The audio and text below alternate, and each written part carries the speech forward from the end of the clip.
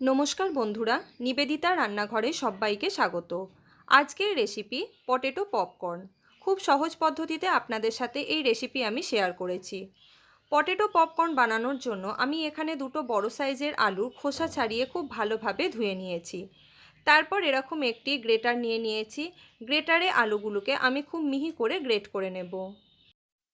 Potato পপকর্নের এই সহজ রেসিপিটি আপনারা কিন্তু যে কেউ বাড়িতে খুব অনায়াসেই বানিয়ে ফেলতে পারবেন। সমস্ত আলুগুলোকে আমি একইভাবে খুব মিহি করে গ্রেট করে নিয়েছি। এবারে অন্য একটি বাটিতে আমি বেশ খানিকটা জল নিয়েছি। গ্রেট করে রাখা আলুগুলো ওই জলের মধ্যে আমি দিয়ে দেব। আলুর স্টার্চ না যাওয়া পর্যন্ত 2 থেকে 3 বার আমি জল পাল্টে পাল্টে আলুগুলিকে খুব পরিষ্কারভাবে ধুয়ে নেব। পটেটো পপকর্ন রেসিপিতে আলু যত পরিষ্কারভাবে বারবার জল পাল্টে ধোয়া হবে, পপকর্নের স্বাদও কিন্তু ততটাই সুন্দর হবে। আপনারা দেখতেই পাচ্ছেন জলটা একদম পরিষ্কার, তার মানে আলু খুব ভালোভাবে ধুয়ে নেওয়া হয়ে গেছে। এবারে আমি আলু থেকে জলটা ছেঁকে দু হাতে খুব ভালোভাবে চাপ দিয়ে অবশিষ্ট জল আলু থেকে বার করে অন্য একটি প্লেটের মধ্যে সমস্ত আলু আমি ছেঁকে তুলে নেব।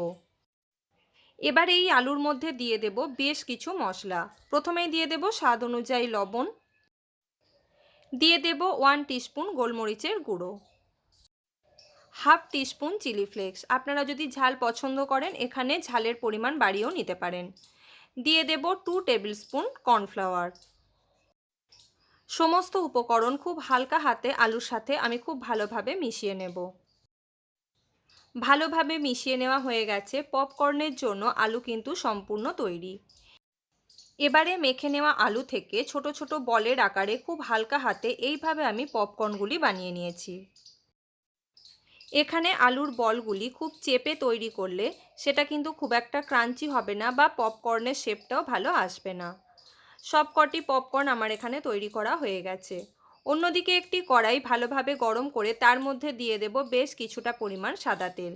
হাই ফ্লেমে তেল গরম করে তারপর গ্যাসের ফ্লেমকে মিডিয়ামে করে নিয়েছি। একটা একটা করে পপকর্ন আমি তেলের মধ্যে দিয়ে দেব। একটা পিঠ ভালোভাবে লাল হওয়া পর্যন্ত অপেক্ষা করব।